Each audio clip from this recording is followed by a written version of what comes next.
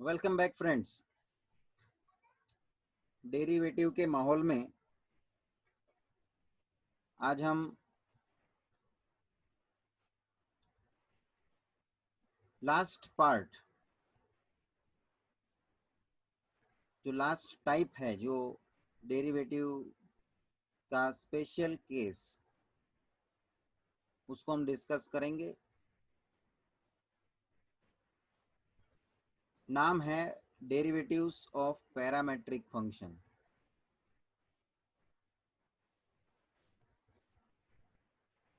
Students, पहले तो ये हमें समझना है व्हाट इज पैरामेट्रिक फंक्शन, और फिर हम मेन डिस्कशन पे आएंगे कि भाई उसका डेरिवेटिव कैसे निकालना, क्योंकि हम डेरिवेटिव के चैप्टर में है।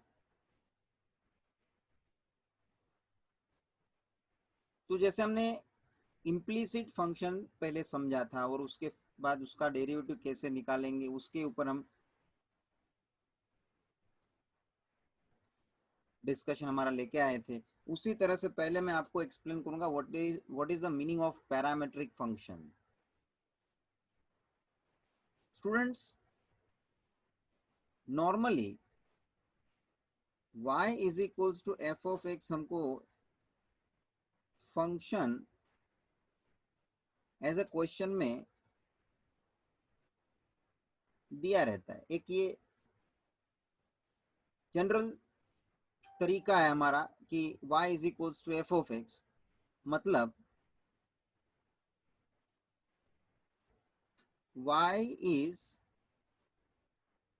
expressed in terms of x. y is expressed in terms of x, मतलब कि y जो है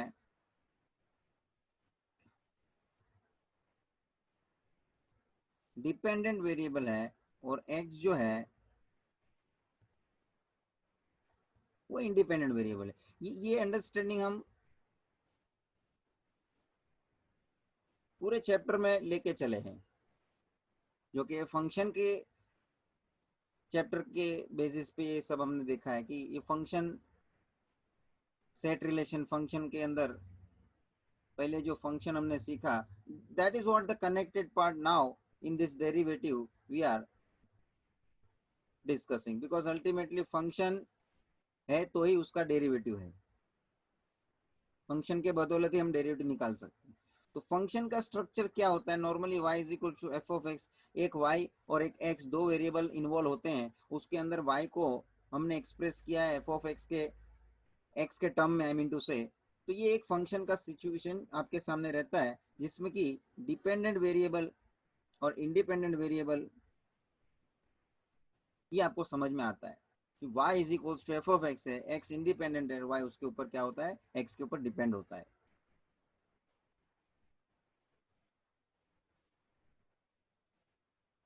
समझ लीजिए हमारे सामने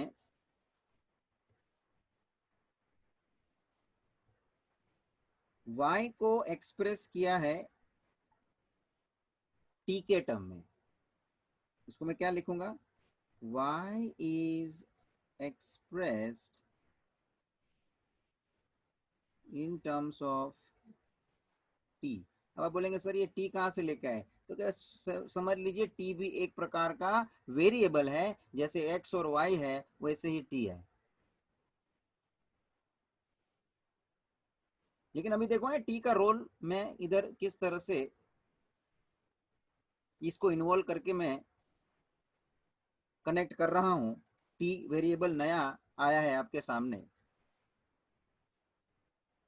साथ में मैं और एक फंक्शन कंसीडर करता हूं, x is equals to F of t. That means x is a variable which is also expressed in terms of t। मतलब सोच लो आपको दो फंक्शन दिए हैं। एक function y is equals to t के टर्म में दिया है और एक function x is equals to t के टर्म में दिया है। एग्जाम्पल साथ में मैं लेके चलता हूं ताकि आपको भी साथ में प्रैक्टिकल उदाहरण से उसका मीनिंग क्लियर हो। For example if I take y variable as equals to 4t square plus 4t minus 3, कुछ भी ले रहा हूं मैं, मतलब y को, ये आपको मेन समझना है। फंक्शन पे को कुछ भी मैं लिया, लेकिन मेन मुद्दा समझने का इधर है कि y को एक्सप्रेस किया है t के टर्म में, बस मुद्दे पे रहिए। और मैं दूसरा फंक्शन आपके सामने ले रहा हूं x इज इक्वल्स टू, जिसको भी मुझे t के टर्म में एक्सप्रेस करना है, मतलब कि ये मैं ले रहा हूं 5t क्यूब।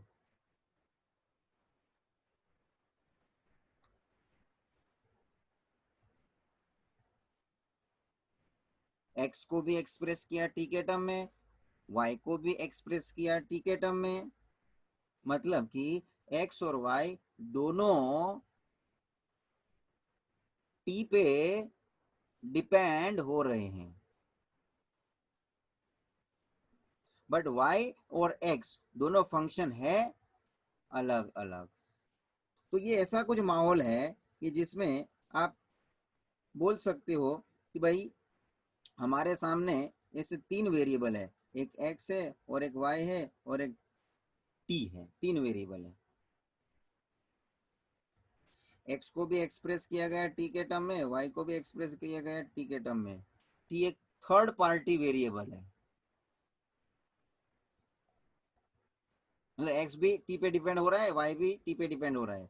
अच्छा, मतलब थोड़ा अभी डेरिवेटिव के हिसाब से मैं थोड़ी बातें शुरू करना चाहूंगा। तो कि जब x को t के टर्म में एक्सप्रेस किया हुआ है, मतलब x और t का नाता है, x और t के बीच का रिलेशन है, तभी जाके ये फंक्शन बना है। तो हम जब x का डेरिवेटिव लेंगे तो किसके रिस्पेक्ट टू उसका डेरिवेटिव निकालेंगे? तो क्या सीधी सी बात है सर, जो भी हम डेरिवेटिव विद रिस्पेक्ट टू बोलते हैं वो उसी के रिस्पेक्ट टू में होता है जो इंडिपेंडेंट वेरिएबल होता है। यहाँ पे x को एक्सप्रेस किया गया है t के टर्म में, वहां t जो है वो इंडिपेंडेंट वेरिएबल है, x t पे डिपेंड कर रहा है, मतलब x डिपेंडेंट वेरिएबल है। And any time when you find derivative with respect to any variable, वो किसके रिस्पेक्ट टू में हम डेरिवेटिव लेते हैं? तो कि जो वेरिएबल हमको राइट हैंड साइड दिया है, मतलब कि जो इंडिपेंडेंट वेरिएबल है, इंडिपेंडेंट वेरिएबल के रिस्पेक्ट में हम डेरिवेटिव निकालते हैं ऑलवेज। तो x का derivative, here derivative of x will be obtained with respect to t।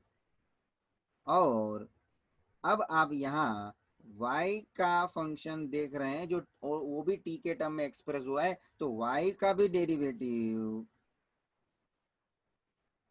Here derivative of y will be obtained with respect to t, क्योंकि दोनों x और y दोनों t के सहारे हैं, t के भरोसे हैं। x t के ऊपर डिपेंड होके बैठा है, y भी t के ऊपर डिपेंड होके बैठा है। देखने भाई, because x and y both are expressed in terms of t,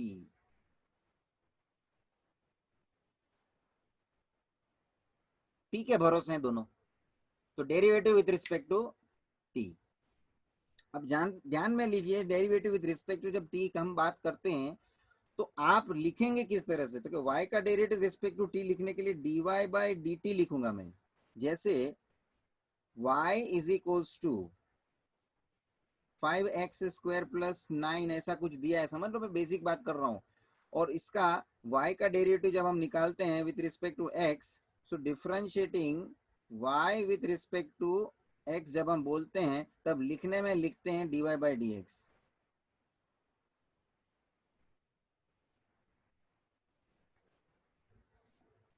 ये जनरल सी बात होगी क्योंकि y और x का नाते से आपने क्वेश्चन अभी तक सभी क्वेश्चन ऐसे ही किए y और x के हिसाब से, इसलिए वो ध्यान में क्या y और x बैठ जाता है।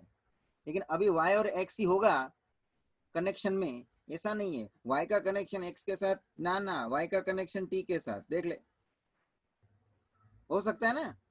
दूसरा कोई वेरिएबल में उसके साथ कनेक्शन में लूं तो किधर है ही y का कनेक्शन t के साथ, x का भी कनेक्शन t के साथ, जहां t जो है ना वो एक प्रकार से दोनों के लिए कॉमन है, क्योंकि y का रिलेशन t के साथ है और यहाँ x का रिलेशन t के साथ है, तो कौन सा वेरिएबल दोनों के लिए, क्योंकि t।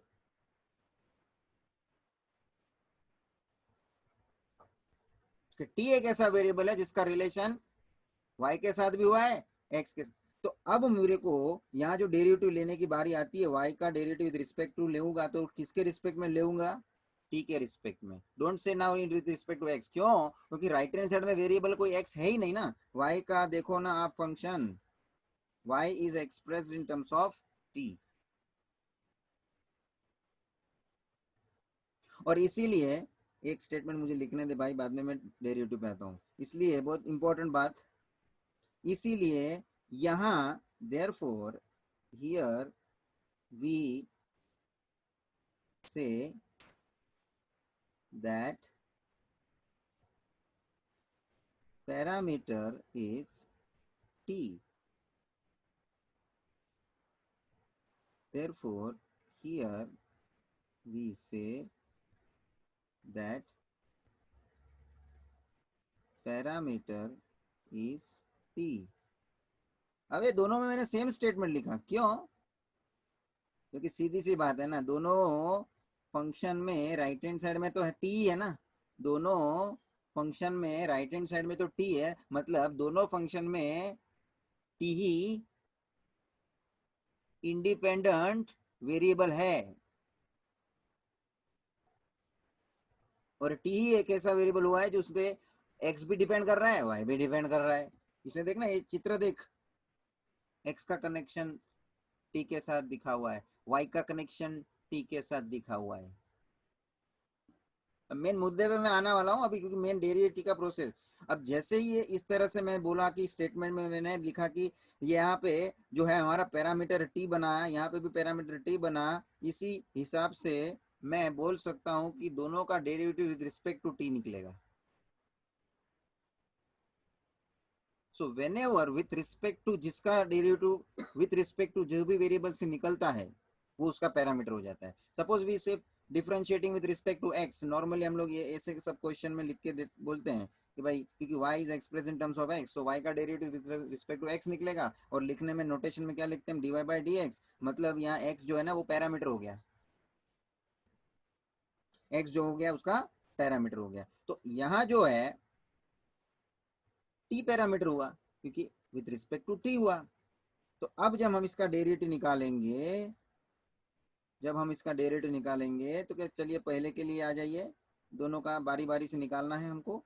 तो क्या सबका दोनों में से पहले y is equal to 4t² वाला जो है ना उसका हम पहले डेरिवेटिव निकालते हैं। तो भाई जरा ध्यान दीजिए, ये डिफरेंशिएट y को कर रहे हैं हम, dy/dt निकलेगा। ये नोटेशन को समझने के लिए इतना एक्सप्लेनेशन लिया है मैंने, ध्यान रखना। dy/dt का कोई मतलब आपको पूछे तो आप क्या बोलने चाहिए, क्योंकि dy/dt से क्या मीनिंग एक्सप्लेन कर सकते हो तुम। इफ एनीबडी से थियोरी क्वेश्चन पूछ लेवे कि dy एक्सप्लेन dy/dt,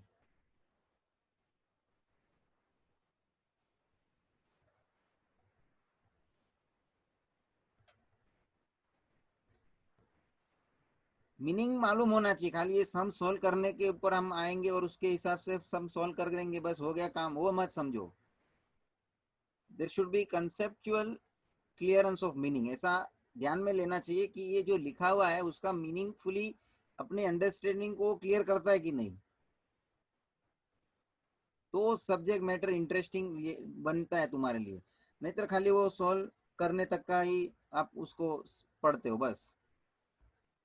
सॉल्व तो करना ही है ना, सॉल्व किए बिना थोड़ी ना आंसर मिलने वाला है। एक जरा कंसेप्ट पे भी ध्यान होना चाहिए, आपका मीनिंग उसका क्या होता है वो भी आप सीखा होना चाहिए। तो when I right dy by dt, I represent it by it that we are finding derivative of y with respect to t, where y is expressed in terms of t and y is equals to whatever the function is given which is expressed in terms of t। जो अपने को सामने दिया है देख लो, y is equals to 4t square plus 4t minus 3। अब इसका derivative निकालो। अब जैसे डेरिवेटिव निकालने का प्रोसेस है वो तो अपने जगह पे वैसे ही रहेगा, खाली यहाँ पे ये ना वैल्यू वेरिएबल्स का जो है वो नोटेशन चेंज हो रहा है। नोटेशन चेंज होने से कंफ्यूज होने का जरूरत नहीं है, डेरिवेटिव का सिस्टम वही रहता है। नोटेशन भले बदलने दो, लेकिन डेरिवेटिव निकालने का जो हमारा सिस्टम है वो तो सेम रहना है। तो भाई जी व्हेन वी से विथ रिस्पेक्ट टू टी, खाली मैं एक छोटा उदाहरण लेके आगे उसका सॉल्व करता हूँ। टी का डेरिवेटिव मुझे बताओ। क्योंकि टी खाली टी बोला सर तो डेरिवेटिव उसका 1 होना चाहिए। क्यों? क्योंकि विथ रिस्पेक्ट टू टी है। क्योंकि हम लोग एक्स का डेरिवेटिव इसे लिख के बताया कि एक्स का डेरिवेटिव 1 होता है। अरे लेकिन भाई साहब वो एक्स का डेरिवेटिव 1 कभी होता है जब भी derivative with respect to x लिया जाए। जब derivative with respect to x के हिसाब से ले रहे हैं, जब भी एक्स उसका इंडिपेंडेंट वेरिएबल के तौर पे लिया हो।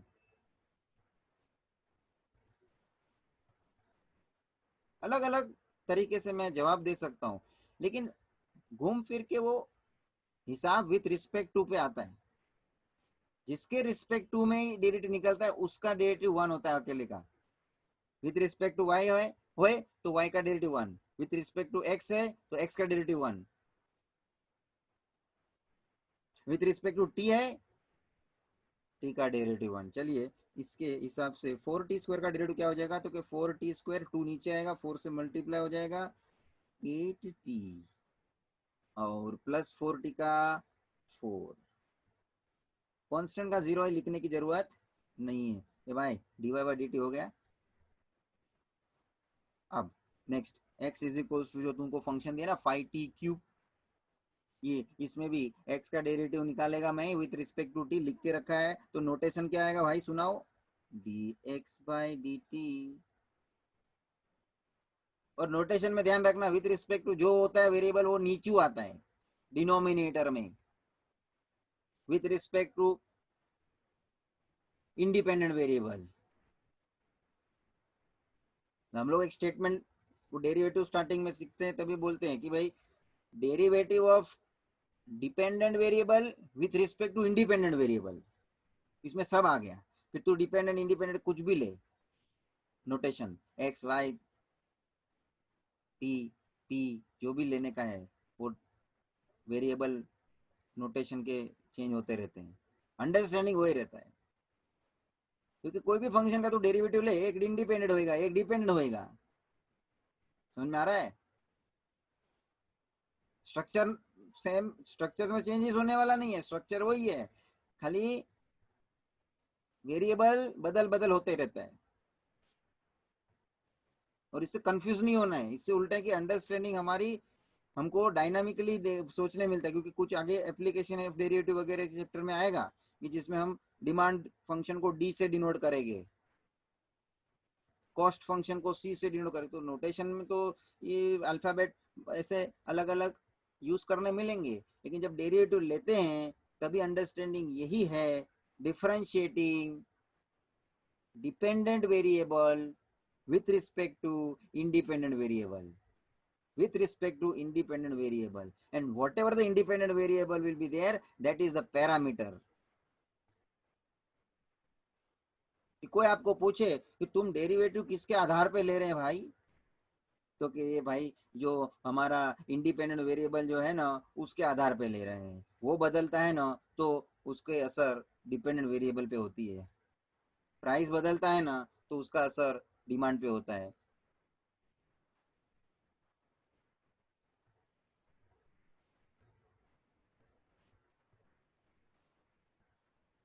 तो ये एग्जाम्पल के से भी आपको ये पता चले कि पैरामीटर चेंज होते रहते हैं, क्योंकि आज कोई भी फंक्शन बनता है मैथमेटिकली और उसको हम समझो कोई प्रैक्टिकल कंसेप्ट से जोड़ते हैं, जैसे मेरे डिमांड का फंक्शन मैंने बोल दिया है, बहुत ही आपको पॉपुलर फंक्शन मिलोगे ना, ज्यादातर हम लोग यूज करते भी है, इकोनॉमिक्स में भी आपको यूज। तो डिमांड फंक्शन बनता है with respect to price, no doubt demand affects with other factors also, but here we select that main factor जिसका वेटेज ज्यादा है, price is a major factor कि जिससे हमारा डिमांड असर ज्यादा करता है। तो डिमांड पे असर आने का कारण कौन, तो कि प्राइस चेंज हुआ, यहाँ पैरामीटर प्राइस है। खैर अब मेरे पास ये D x by D T निकालने के लिए वो है फंक्शन थे x is equal to 5t³ 3 नीचे आएगा, 5 से मल्टीप्लाई हो जाएगा, 15t² हो जाएगा। इतना समझ में आया? बस अब एक अंतिम बात दे दे कि मेरा चित्र देख पहले तो, एक्स वाई टी ट्राइंगल जैसा बनाया मैं, लेकिन ट्राइंगल अधूरा है।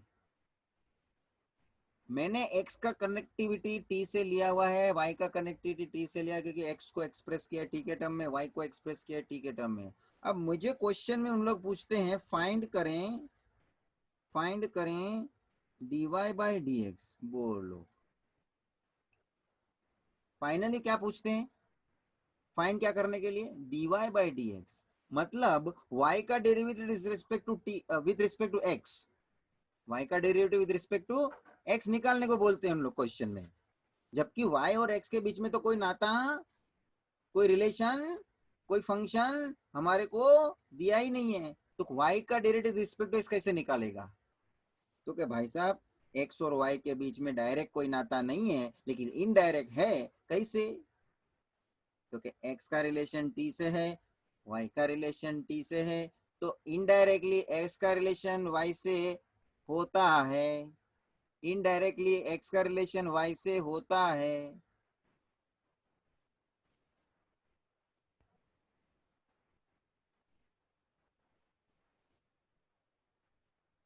t कॉमन है ना दोनों के बीच में कनेक्टिविटी, तो x और y के बीच में कुछ रिलेशन होना है, but right now we don't have any direct relation available with us। जो डायरेक्ट रिलेशन अवेलेबल होता है x और y के बीच का फंक्शन अवेलेबल होता तो मैं डेरिवेटिव निकाल के बात खत्म करता ना, y का डेरिवेटिव रिस्पेक्ट टू x, जो फंक्शन मेरे को y अवेलेबल होता है इन टर्म्स ऑफ x, लेकिन y का फंक्शन मेरे पास x के टर्म में अवेलेबल नहीं है, तो डायरेक्ट डेरिवेटिव निकाल के बात खत्म होने वाली नहीं है। y का डेरिवेटिव रिस्पेक्ट टू t निकाल के बैठा हूँ क्योंकि y का और t का कनेक्शन है, x का डेरिवेटिव t रिस्पेक्ट के निकाल के बैठा हूँ क्योंकि x का और t के रिलेशन का फंक्शन दिया है। तो अब आइए कैसे फाइंड करें dy बाई dx, चल भाई एक ही स्टेप में खत्म होता है, dy by dx is equals to dy by dt upon dx by dt। ये देख क्या किया, dy बाई dt जो मैं नंबर 1 देता हूँ और dx बाई dt जो मैं नंबर 2 देता हूँ, ऊपर मैंने निकाल के रखा है ना, dy by dt divided by dx by dt। Actually तू सोच देख क्या हो जाएगा, ए दोनों के डिनोमिनेटर में है ना, ये dt dt जो है ना वो कट होता है, dt dt कट होता है, बचता क्या है, dy बाई dx दिखता है, dt dt दोनों के डिनोमिनेटर में से कट हो जावे तो बचे क्या, dy बाई dx। तो ये फॉर्मूला बन गया, dy by dx is equals to dy by dt upon dx by dt। अच्छा अभी मेरे को कैंसिल नहीं करने का है, कैंसिल खाली करके, वो तो तेरे को ध्यान में आवे इसलिए दिखाया, कैंसिल मुझे करना नहीं है। तो मुझे क्या करना है, मुझे तो ये ना dy by D T numerator में और dx by D T denominator में सब्सटीट्यूट कर देना है। भाई जी ले ले, dy by D T substitute कर, 8t+4 अपॉन 15t²। और भाई जी ये हमारा आंसर रेडी हो गया, किसका, dy बाई डी एक्स। और वही हमको फाइंड करने का था, क्वेश्चन में बोला था find dy by D x. खत्म।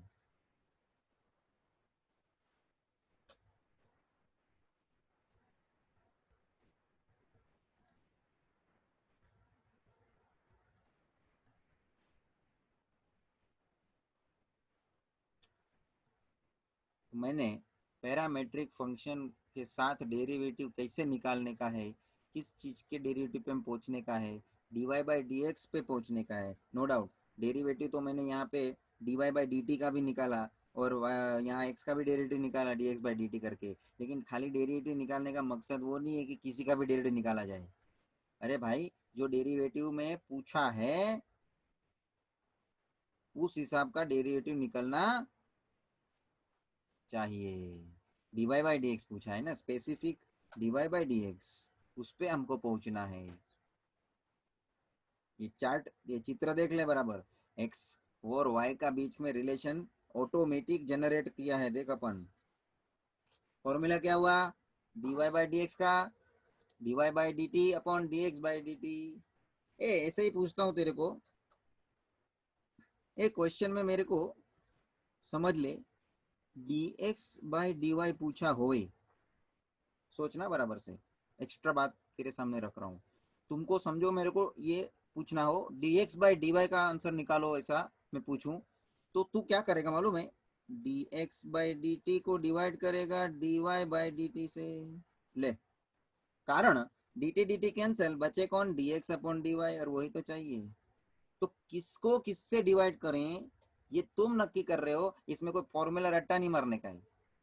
क्यों, क्योंकि जैसी रिक्वायरमेंट वैसा हमारा हिसाब, देख रहे हैं, इसलिए मैं जानबूझ के अलग थोड़ा दिखाया। क्यों, ताकि ये तुम कोई लोग ऐसा फॉर्मूला इस पे आके खड़े रह जाते, अरे सर ने तो यही फॉर्मूला दिया था, उसी को आपको लेना है, यूज करना है। लेकिन वो फॉर्मूला काहे के लिए था, तो क्या dy बाई डी एक्स के लिए था।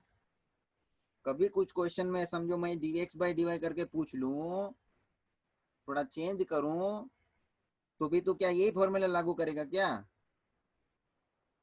क्योंकि वो फॉर्मूला तो dy बाई डी एक्स का है, वो कैसा करेंगे। तो भाई तभी थोड़ा तुम्हारे दिमाग में चेंज आना चाहिए कि हाँ सर अभी देखो dx बाई डी वाई है, उसके लिए वो dy बाई डी एक्स का फॉर्मूला लागू करने का बात मत बोलो, उसके लिए हम मॉडिफाई करेगा। ऊपर कौन चाहिए dx, नीचे कौन चाहिए dy, तो ऊपर dx चाहिए तो dx बाई डी टी ऊपर न्यूमरेटर में लेने का। इधर देख तेरे को क्या फाइंड करने का था, dy बाई डी एक्स, तो ऊपर कौन चाहिए dy, तो ऊपर न्यूमरेटर पे dy बाई डी टी लेने का। बात बैठ रहा है, तेरे को मैं हिंट भी दे दिया, तरीका भी समझा दिया, और मेथड भी पता चल गया, फॉर्मूला अपने आप याद रह गया।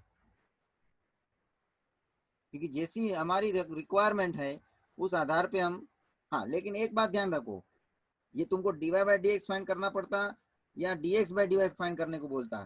तू ऊपर dy बाई डी टी और dx बाई डी टी का यूज कर रहे हैं, मतलब वो दोनों को तो तेरे को फाइंड करना ही है, समझ में आया। तो उसके लिए ये दोनों फाइंड करके तैयार रखना तो पड़ेगा, 1 और 2। ये क्वेश्चन तुम्हारे सामने एक एग्जाम्पल दिखा दिया हूँ, खाली बस अभी क्वेश्चन में इस तरह से ही रहेगा जिसमें खाली कॉम्प्लिकेशन या फंक्शन का हिसाब थोड़ा डिफिकल्ट टफ ये हो सकता है, बाकी सिस्टम यही है। ये ट्रायंगल, ये ट्रायंगल, और दूसरी बात मैंने बता दी कि भाई यहाँ पे खाली एक्स वाई और टी ऐसा अल्फाबेट यूज किया है, इसका जगह पे तुमको कोई दूसरा वेरिएबल या दूसरा अल्फाबेट यूज करके भी प्रेजेंट दे सकते हैं एग्जाम्पल में। तो घबरने का नहीं कि वो वेरिएबल बदल गया या नया आ गया तो हमको मेन तू स्ट्रक्चर समझ, डेरिवेटिव का कंसेप्ट, पैरामेट्रिक फंक्शन के अंदर का समझ, काफी हो गया। किसके रिस्पेक्ट में डेरिवेटिव निकलेगा वो हिसाब समझ, अपने को क्या निकालने का है वो देख, और फाइनली मैंने दिखा दिया तुमको। D Y by D x निकालना हो तो क्या करें, d x by d y निकालना होगा तो क्या करें। चल भाई, एक आपके सामने और एक इसी तरह से एक छोटा नया कोई वेरिएबल लेके आपको जरा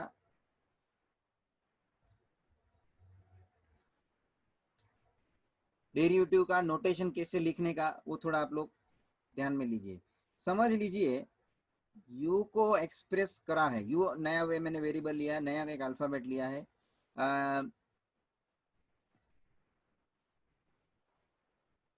5x³ माइनस 2x, मतलब u is express in terms of x, मतलब इन जनरल फॉर्म बोलेगा तो क्या हो गया मालूम है, u is equals to f of x, u is expressed in terms of x, u dependent है, x इंडिपेंडेंट है। भाई तरह तरह से बोलने के लिए है ना भाई मेरे को। और हमें दूसरा फंक्शन दिया है v इज इक्वल्स टू, जो है ले लो कुछ भी, जैसे कि 6x², कुछ भी लेता हूँ मैं, छोटा मोटा ले रहा हूँ ताकि तुमको डेरिवेटिव का प्रश्न नहीं, मेन उसका कंसेप्ट जो है ना, पैरामीटर अपने को जो सीखने का है, जो सम आइडेंटिफिकेशन लेने का है, उस पर मेरा फोकस ज्यादा है। इसका मतलब क्या हो गया, v is also express in terms of x। इसमें ट्राइंगल क्या बना मालूम है, u v और x, u को एक्सप्रेस किया x के टर्म में, v को भी एक्सप्रेस किया है x के टर्म में। अब हमको फाइंड करने को बोलेंगे, इन लोग फाइंड करें dv by D you, dv by D you,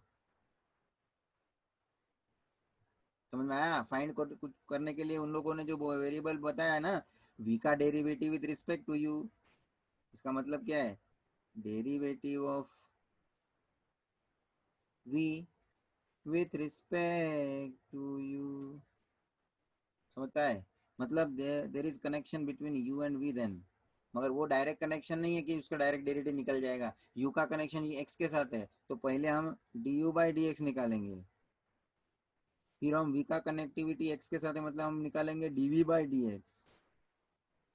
और भाई ये दोनों के माध्यम से हमको जो मिलना है dv बाई डी यू, उसके लिए फार्मूला यूज करेंगे dv by D x upon du by D x, क्योंकि dx कट होने वाला है,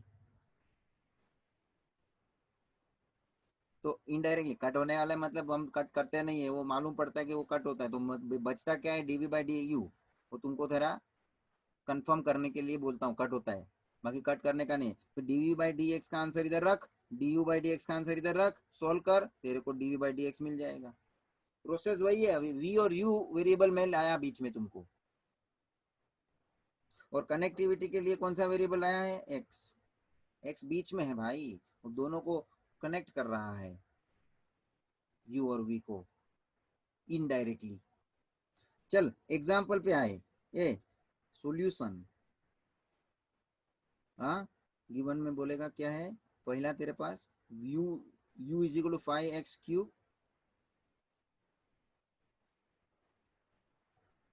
प्लस 2x, सॉरी -2x, तो भाई differentiating u with respect to x, खाली तू differentiating with respect to x बोलेगा तो चलेगा, u का ही डेरिवेटिव निकाल रहे हैं वो पता चलता है। सो ये नोटेशन में क्या आएगा, पैरामीटर dx अपॉन में du बाई डी एक्स।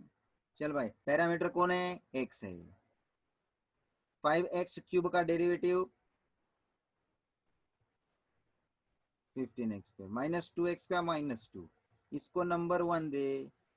ये और भी हमारे पास we have v is equal to, ये दूसरा भी है ना तेरे पास, v is equal to 6x², differentiating v with respect to x, इधर भी direct with respect to X बोले चलेगा ना। Dv by D x, 6x² का डेरिवेटिव भाई 12x। खत्म हो गई बात। इसको नंबर 2 दे, इसको नंबर 2 दे। और अब भाई जी रिक्वायर्ड क्या है भाई? रिक्वायर्ड तो क्या पूछा है ना, dv by D u, dv by D u ले ले, डीवी बाई डी यू। ए ऊपर न्यूमरेटर में क्या है? डीवी वी, तो ऊपर आएगा डीवी अपॉन डी एक्स और नीचे आएगा D u by D x. और दोनों का जगह पे सब्सटीट्यूट कर दे भाई, दोनों के जगह पे सब्सटीट्यूट कर दे भाई। मतलब क्या? Dv by D x 12x upon d u by D x 15x² minus 2। Oh, from 1 and 2, from 1 and 2। और इसमें कुछ सिंप्लीफिकेशन होता है तो करने का, नहीं तो ये हमारा अंतिम स्टेप हो गया, आंसर आ गया dv by D u as required. Student बहुत ही इजी है, जो आप बराबर समझ गए ना, जो पैरामीटर का पॉइंट जो मैंने बात की आपसे, तो बहुत ही आसान है। ये ट्राइंगल का जो आपके सामने रिप्रेजेंटेशन में कर रहा हूँ, बस इतना ही चित्र में पूरा सम का समरी था कि भाई हमको u को एरो मारा देख नीचे, मतलब u is express in terms of x, v is also express in terms of x, है कि नहीं। और हमको चाहिए derivative dv by D you, मतलब v और u का कनेक्शन चाहिए। जबकि हमारे पास कनेक्शन है u और x का, जिसमें से हमको du बाई डी एक्स मिलेगा। दूसरा कनेक्शन है v और x का, जिसमें से हमको dv बाई डी एक्स मिलेगा, क्योंकि x उसमें जो है वो इंडिपेंडेंट वेरिएबल है। With respect to x derivative दोनों का निकल के देखो ना, दोनों के नीचे डिनोमिनेटर में dx है कि नहीं। तो मैंने D u by D x निकाला, डीवी बाई डी एक्स निकाला, और उन दोनों के मदद से डीवी बाई डी यू निकालने के लिए फार्मूला इस्तेमाल करा। वही तो तुमको लास्ट में देखो ना सब्सटीट्यूट करके लिया ना मैं इसमें, वही तो था फार्मूला ऊपर लिखा हुआ मैंने। और क्या किया हूं मैं?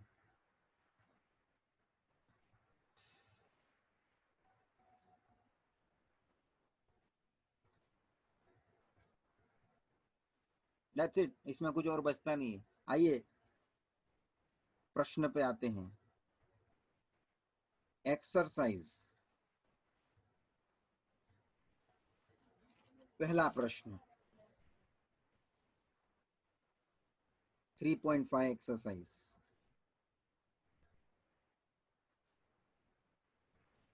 Question number 1, main question number 1, find dy by dx if number 1 x is equals to 80 square, b y is equals to 280। अब जरा ध्यान रखना, ये ए जो है ना उसको वेरिएबल नहीं मानना।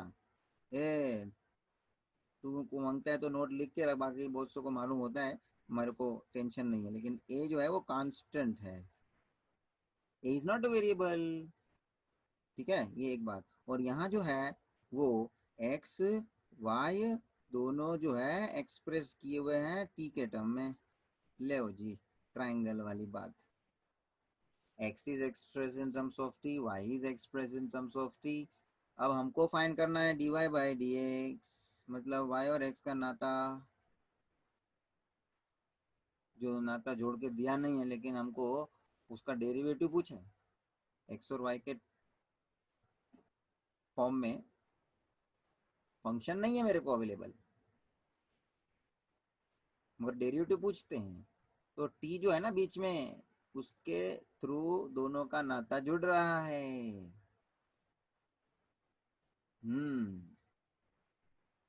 चलिए सॉल्यूशन में हम भाई जी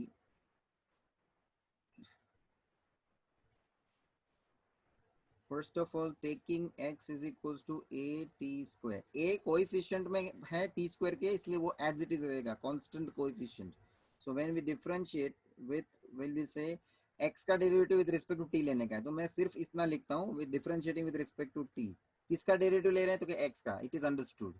खाली हम क्या लिख के छोड़ेंगे, डिफरेंशिएटिंग विद, और वो पूरा लिखा भी तो कोई टेंशन वाली बात नहीं कि differentiating x with respect to t, ऐसा पूरा भी लिखेगा तो कोई प्रश्न नहीं है। चलिए, तो हमारा जो है यहाँ parameter D x by D T आएगा, टी जो है पैरामीटर, और डेरिवेटिव तेरे को मालूम है भाई, टी स्क्वायर का जो पावर है नीचे आएगा, एल्जेब्रिक फंक्शन है, 2a हो जाएगा, और टी 2at, बस खत्म हो गया। वो टी के पावर में एक पावर कम हो जाएगा, 1 बचेगा, 1 लिखते नहीं है। टी स्क्वायर का डेरिवेटिव जैसे एक्स स्क्वायर का लेते हैं ना तो हम वैसे लिया है। चलिए, इसको नंबर 1 दे के रखिए।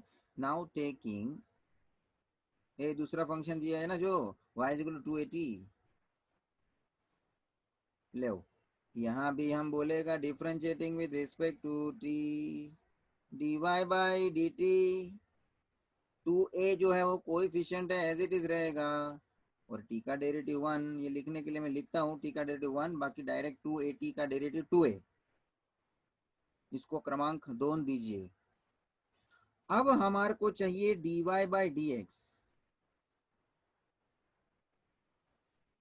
ऊपर dy चाहिए तो ले ले dy by D T upon D x by D T, from, अभी नीचे हम लोग सब्सटीट्यूट करेगा ना, फ्रॉम 1 एंड 2 उसके अंदर सब्सटीट्यूट करें। dy बाई डी टी क्या है, dy by D t 2a है, और dx बाई डी टी क्या है, dx बाई डी टी 280 है। तो भाई जी ये क्या हो गया, यहाँ कैंसलेशन किसका हो रहा है, 2a कैंसल, तो क्या बच गया 1 अपॉन डी, और यहाँ सब्सटीट्यूट किया ना तो लिखने का from 1 and 2, from 1 and 2, and finally your answer of dy by dx is 1 by t। खत्म हो गया।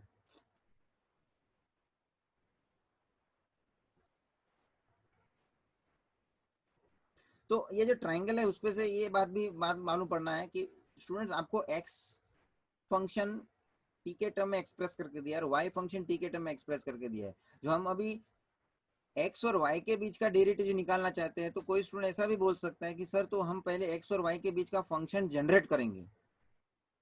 बस ये बात हो गई बहुत लंबी चौड़ी। जो x और y के टर्म में तुम फंक्शन को पहले जोड़ने का प्रयत्न करोगे, फंक्शन बनाने का प्रयत्न करोगे, तो वो लंबे चौड़े हो जाओगे।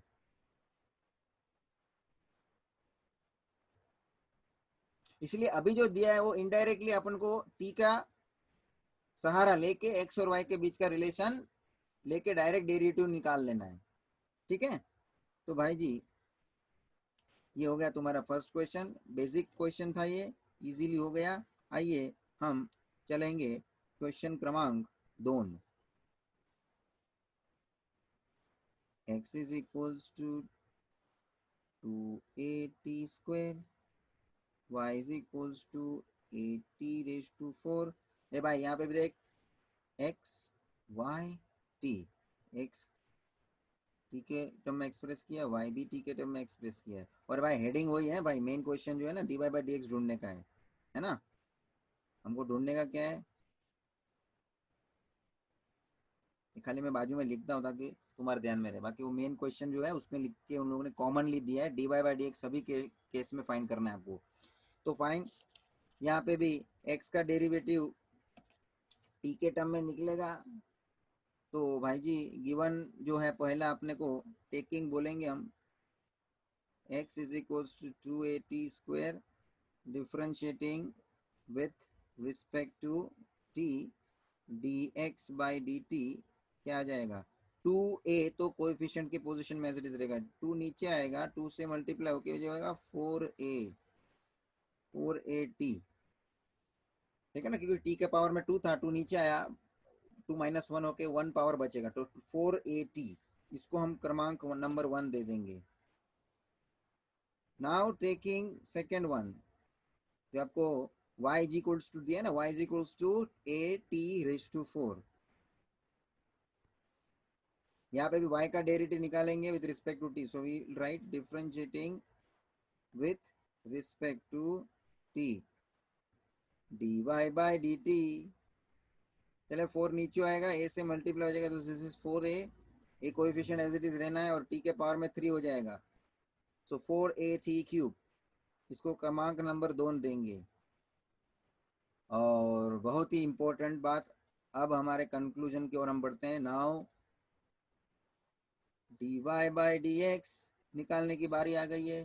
तो dy by dx with the help of dy by dt upon dy dx by dt, ये फॉर्मूला लिख देने का। ऊपर dy है ना, तो पहले dy बाई dt न्यूमरेटर में लिखने का, नीचे dx है ना, तो बाद में नीचे डिनोमिनेटर में dx बाई dt लिखने का। और अब आप उसका सब्स्टिट्यूशन कर दीजिए। dy बाई dt क्या है, 4at cube, dx by dt क्या है, 4at, कैंसिल जो हो रहा है उसको कैंसिल करें, 4a cancel, T cube upon T के अंदर टी भी एक कैंसिल हो जाएगा, स्क्वायर बचेगा, देयरफॉर ओनली यहाँ टी स्क्वायर बच गया। So this is our final conclusion, dy by dx that is t square. ये बहुत सिंपल क्वेश्चन हुआ है स्टूडेंट्स, मैंने भी 2 क्वेश्चन ऐसे ही वो स्टार्टिंग के एग्जाम्पल के तौर पे लिए हुए हैं, ध्यान में लेने के लिए कि भाई खाली वो पैरामीटर का अंडरस्टैंडिंग आपको मिले और मेथड कैसे सॉल्व करने के लिए करना है डेरिवेटिव को, वो आपको देखने मिले, इस पॉइंट ऑफ व्यू लिया था। This are also basic initial questions जो आप प्रॉपरली कंसेप्ट को ध्यान में लेने के लिए कर सकते हैं।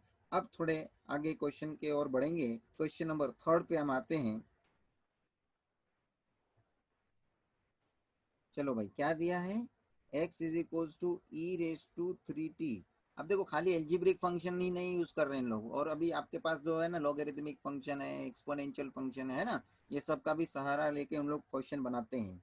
हाँ, क्वेश्चन में बनाने के लिए फंक्शन का उपयोग अलग अलग, ये मैंने बोल दिया, लेकिन फंक्शन का स्ट्रक्चर जो है ना, जो हमने पैरामेट्रिक बेसिस पे जो हमने बातें शुरू की है, वो तो स्ट्रक्चर ऐसा ही रहेगा पूरा सॉल्व होने के लिए।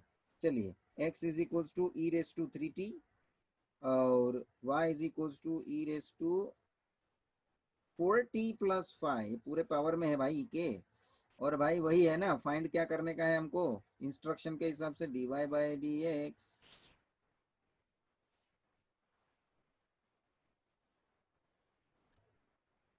भाई जी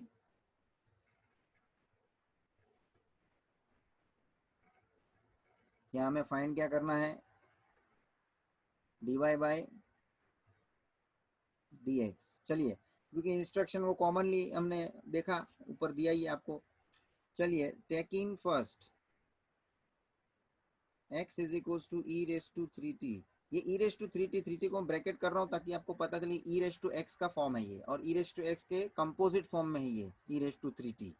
तो भाई डिफरेंशिएटिंग x का लेंगे with respect to t, with respect to t, dx by dt, dx by dt, e raise to 3t, e raise to 3t as it is. ये ई रेस टू एक्स का derivative क्या होता था, ई raise to x, तो ये भी e raise to F of X, e raise to F of X, e raise to 3t, e raise to 3t, लेकिन ऊपर जो एफ ऑफ एक्स अलग से है, डी बाई डी टी अलग से जो है ना 3t का डेरिवेटिव निकलेगा। अब जरा ध्यान रखना, आपका आदत होता है ना d by D x, d by D x, या आदत होता है d Y by D x, d Y by D x, वो आदत थोड़ा साइड में रखना, क्योंकि अब जब आप यहाँ एक्स का डेरिवेटिव रिस्पेक्ट टू टी लेते हो तो अपॉन में डी टी होना चाहिए, ये बार बार जरा ध्यान में लेना चाहिए, क्योंकि क्वेश्चन में कभी कभी करने करने में लिखने में कभी वो डीएक्स लिख डालते हैं बच्चे लोग, होता है, क्योंकि मेन आदत हमारा ज्यादातर करके डीवाई बाई डी एक्स लिखने का हुआ है, तो अपन में डीएक्स आ ही जाता है। लेकिन यहाँ केयरफुल रहने का, ये मैं आपको स्पेशली जागरूक कर देता हूँ, क्योंकि वो मिस्टेक ना हो, और वो शायद होता है तो भी चेक कर लेंगे तो आपको पता भी चल जाना है कि मैं किधर डीएक्स तो नहीं लिख दिया गलती से।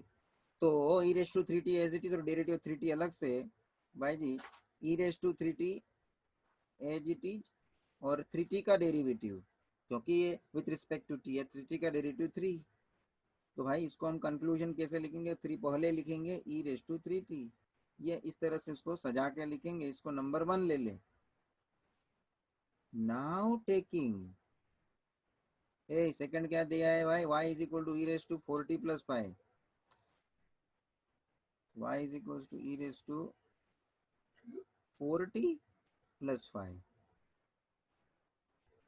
ले भाई, differentiating with respect to t। भाई जी इसमें भी ना e raise to F of x का पैटर्न मिलता है, देख ले भाई। So D Y by D T e raise to 4t plus 5 as it is, और डेरिवेटिव ऊपर के फंक्शन का D by D t 4t plus 5 ए e raise to 4t plus 5 as it is into derivative of this bracket 4t plus 5 का 4t पहला term जो है उसका डेरिवेटिव 4t का 4 coefficient as it is t का 1, इसलिए 4t का 4, जैसे 4x का 4 होता था वैसे 4t का 4, और 5 कांस्टेंट है, 0 होता है डेरिवेटिव, उसको लिखने की मेरे को कोई जरूरत नहीं, ओनली 4 रिमेनिंग। और 4 को मैं इधर आगे लिखता हूँ, this is going to be 4 into e raise to 4t plus 5, with that this derivative is done, dy by dt। अब हमारे को dx बाई dt भी मिल चुका है यहाँ 1 में, और dy बाई dt भी मिल चुका है नंबर 2 में। Now required dy by dx जो हमको फाइंड करना है, ऊपर dy है तो फॉर्मूला क्या बनेगा, dy by dt upon dx by dt। dy by dt जो है वो 4 into e raise to 4t plus 5, उसके जगह पे उसको सब्सटीट्यूट कर दो, और नीचे dx बाई dt का जो आंसर आया वो नीचे सब्सटीट्यूट कर दो, 3 into e raise to 3t, 3 into e raise to 3t, जरा बराबर सब्सटीट्यूट हुआ ना, देख लेने का, 3 into e raise to 3t, correct. अब देखने का है भाई, इधर ये आंसर फाइनल बन गया, लेकिन क्या आपको इसमें और कुछ सिंप्लीफिकेशन करने का मौका है क्या? जैसे कि थोड़ा तुमको मैं इधर हिंट दूं कि आगे इसको कुछ और सिंपल फॉर्म में लाके रखने का आपको कोई मेथड दिखता है क्या करने के लिए? तो कि सीधी सी बात है सर, दिख रहा है, जबकि यहाँ आप इंडाइसिस के नियम के अनुसार ई जो बेज में है, ई के पावर में, वॉट एवर ई के पावर में होने दो, ई जो बेस है सेम है और दोनों के बीच में डिवीजन है, तो पावर का होता है सब्ट्रैक्शन। पावर का क्या होता है, सब्ट्रैक्शन। तो मैं इसको किस तरह से लिखना चाहूंगा, 4/3 तो अपने तरह से डिवीजन में अलग लिख दिया मैं, तो ये e raise to 4t plus 5 upon e raise to 3t, इसको मैं मर्ज करूंगा तो क्या हो जाएगा, 4t प्लस 5 माइनस 3t। नियम आपको मालूम होना चाहिए, देखो, x raise to m upon x raise to n is equal to x raise to m minus n, indices के नियम अनुसार। ले भाई, आगे का कैलकुलेशन सिंप्लीफिकेशन का देख ले, 4t minus 3t, this is t plus 5 as it is, bracket लेके ऊपर रख, उसी का हम फाइनल आंसर कंक्लूजन में लेंगे। देख लो भाई, खत्म हो गई बात, अब आगे कुछ हो नहीं पाता है, आगे कुछ सिंप्लीफिकेशन पॉसिबल नहीं है। तो भाई जी इस क्वेश्चन में हमने देखा कि भाई एक्सपोनेंशियल का फंक्शन देके इन्होंने उस तरह से हमको पैरामेट्रिक के बेसिस पे क्वेश्चन दे दिया भाई। वो तो मैं बोल दिया कि भाई बेसिक फंक्शंस जो इतने अभी आपके पास है, लॉग वाले हैं, एक्सपोनेंशियल, लॉगरिदमिक, हाँ एल्जीब्रिक, कुछ ना कुछ देंगे, वो तो देना ही है, मगर हम माहौल, अब जो जिस माहौल में हम है वो है हमारा पैरामेट्रिक, तो सिस्टम पैरामेट्रिक फंक्शन के बेसिस पे आगे बढ़ रहा है डेरिवेटिव निकालने का, फंक्शन में कुछ भी देवे। चल भाई, क्वेश्चन नंबर अंतिम लेता हूँ आज इस सेशन में, और नेक्स्ट क्वेश्चन ऑर्डर में जो है वो ले रहा हूँ मैं। Next question, that is question number, main question number second, क्या है भाई इंस्ट्रक्शन में, find dy by dx if number 1 x is equals to u plus 1 upon u whole raised to 2, or y is equals to 2 raised to u plus 1 upon u।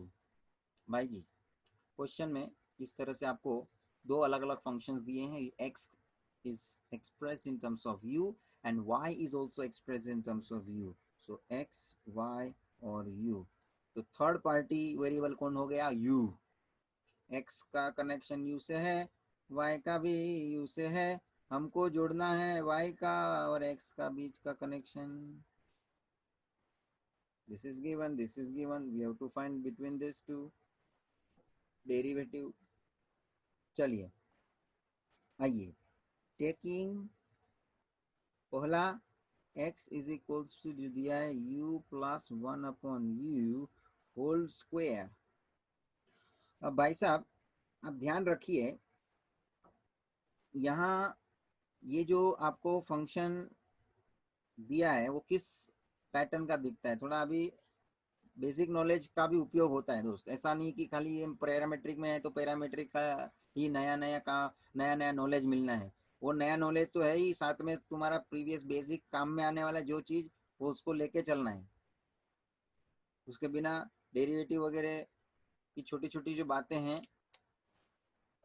वो अधूरी है ना. तो ये बेसिक चीज वापस से तुमको लौट के आ रही है, देख लो. So this is what given, x is equals to bracket whole square, it is f of x raised to n, composite form f of x raised to n.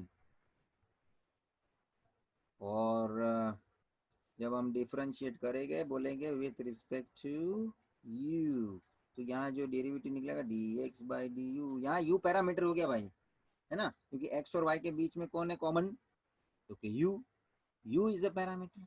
ठीक है, तो dx बाई du, और इसका derivative निकालने के लिए 2 पहले नीचे आएगा. ये किसका फॉर्मेट है भाई? f of x whole raise to n, इसका फॉर्मेट है. मैं बाजू में इसलिए लिख रहा हूँ थोड़ा तुमको रिमाइंड होए, बाकी देख के ये पता चलने वाले लोगों को चल जाता है. हाँ, तो 2 नीचे आएगा, u प्लस 1 अपॉन u के पावर में 2 माइनस 1 होके 1 हो जाएगा, जो 1 लिखने की जरूरत नहीं है, लिखा है.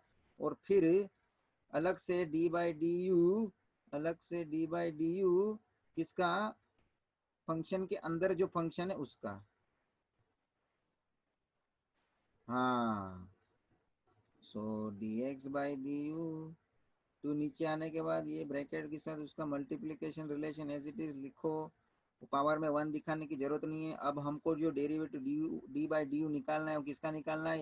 ये ब्रैकेट का u प्लस 1 अपॉन यू का. इन द सेंस u जो है पहला टर्म उसका 1, ये विथ रिस्पेक्ट टू u है ना, जिसके भी रिस्पेक्ट में होता है उसका डेरिवेटिव अकेले का 1 होता है. जैसे आगे मैं बोला हूँ, ये जैसे विथ रिस्पेक्ट टू x है तो x का डेरिवेटिव 1 है, वैसे ही जैसे यहाँ पे विद रिस्पेक्ट टू u है तो u का डेरिवेटिव 1 है. 1 प्लस ये 1 अपॉन u का डेरिवेटिव क्या होगा?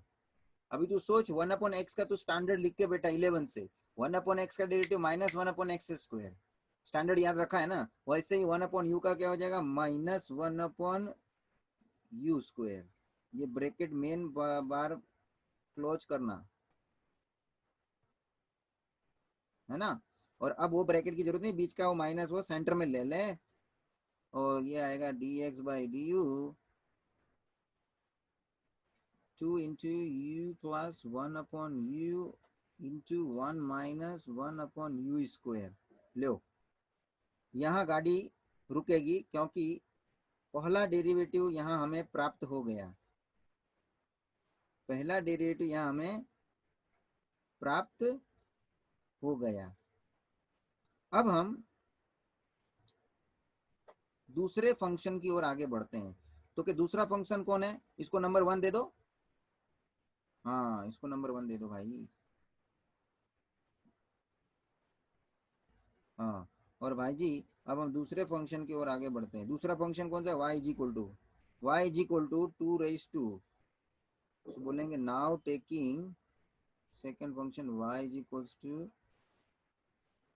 2 raise to u plus 1 upon u, 2 raise to u plus 1 upon u.